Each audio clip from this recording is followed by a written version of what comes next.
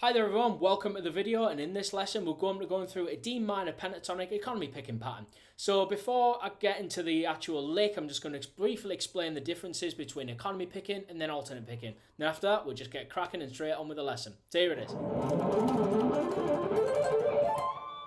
So as I said at the beginning of the video, before we get into the lick, I just want to briefly explain the differences between economy picking and alternate picking. So if we take the pattern that we're working with in this lesson, and so on. If we play this alternate picking, for example, so if we start here in this case on a downstroke, we go down, up, down, up, down, up, down, up, down, and so on. And if we continue in that fashion, that will be alternate picking. Economy picking is a little bit different. So if we take the same pattern, right, again we're starting on a downstroke, right, and we initially start with down, up, down on one string. So it's essentially alternate picking on one string, like that. And the economy picking part comes in when we change strings. So when we change strings, rather than going down, up, changing that next string on an upstroke, we just change it on another downstroke. So rather than going like this, we go like this. Like that. So it's essentially, two downstrokes in a row, two consecutive downstrokes in a row. And just to clarify, it's not two distinct downstrokes in a row where it's like that. It's treated as one consecutive movement. So I'll do that again very slowly. Like that.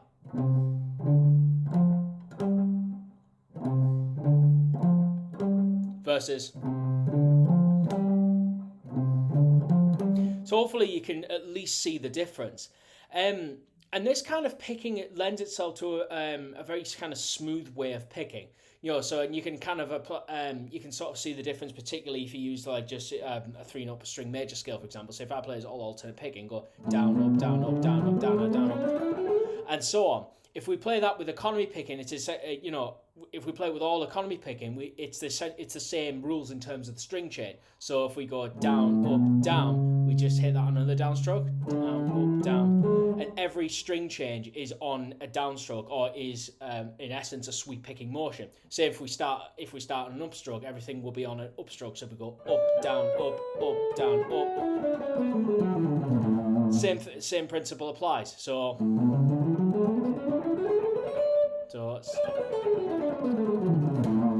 So it's exactly the same thing, no matter what kind of 3-note per string pattern you're using.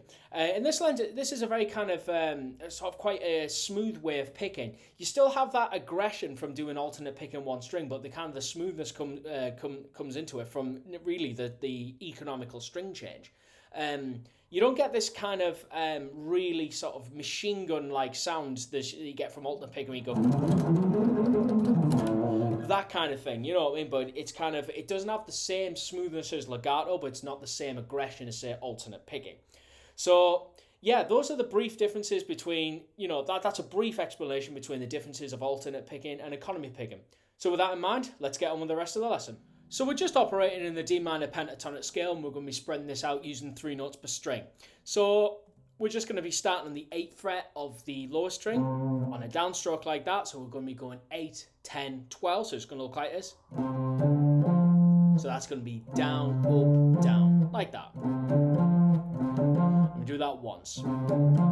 So when we change strings, change on the 10th fret of the A strings is where the economy picking comes into it. So we're going to go like this. Like that. That's going to be on a downstroke. Like that.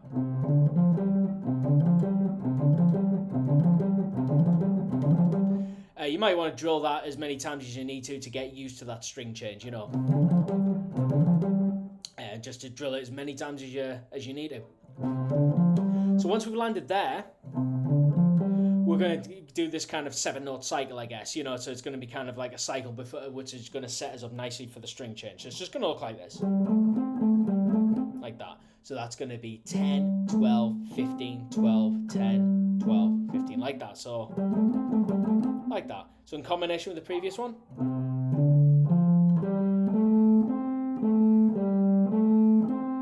Like that. So because we've ended on downstroke on the 15th fret there, that sets us up really nicely for the next pattern on the 4th string.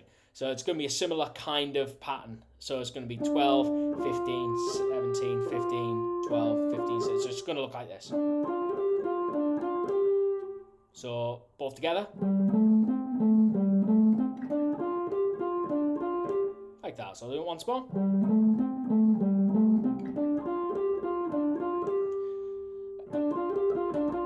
That, so hopefully that makes sense. And then obviously we've ended on a downstroke there. That sets us up nicely for the next string change on the 3rd string, so the 14th fret in this case. So 14, 17, 19, 17, 14. So it's just going to look like this.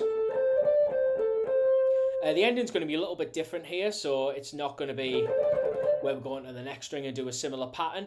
It's just we're just going to end with this nice D minor sweep. So once we're finished there, we're then going to start the sweep on the 19th fret of the 3rd string. So it's going to be 19, 18, 17. And then a little bend, a nice short and sweet bend on the up to the root note. So that's, in that case, it's from 20 to 22. So might want to practice that a few times as well, because you have to like kind of shift your ring finger up there.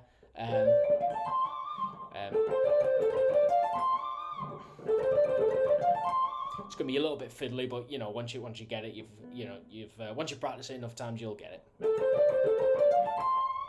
That's it. That's the whole lick, and it's very short and sweet. It's kind of been a good one to practice for economy picking at least. So I'll do it from the very beginning, very slowly, and then we'll just go from there.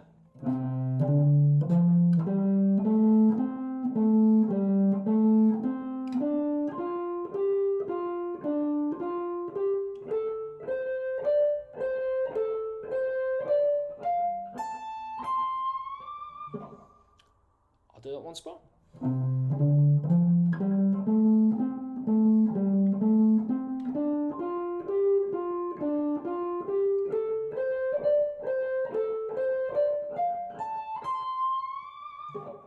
That's it. Again, very short and sweet. You can end it in a couple of different ways if you want. You can kind of take a little bit longer on the top notes and then maybe come back down the whole arpeggio. You can go like that. There's a few different things. Like that, you can kind of be creative with the ending, but if you just want to stick with that nice sharp ending, you can. There's no problem with that. So that's it. That is the whole lick. I'll do it once more very slowly, and then we'll see if we can do up the speed. So again, here we are.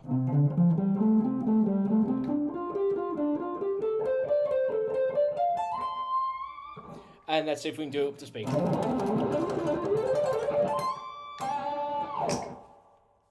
There we go. There we have it. I do hope you found this lesson useful and informative, and hopefully something you can practice and implement in your own playing. If you enjoyed the video, give it a thumbs up, and of course, do subscribe to the channel. Take care. See you in the next video.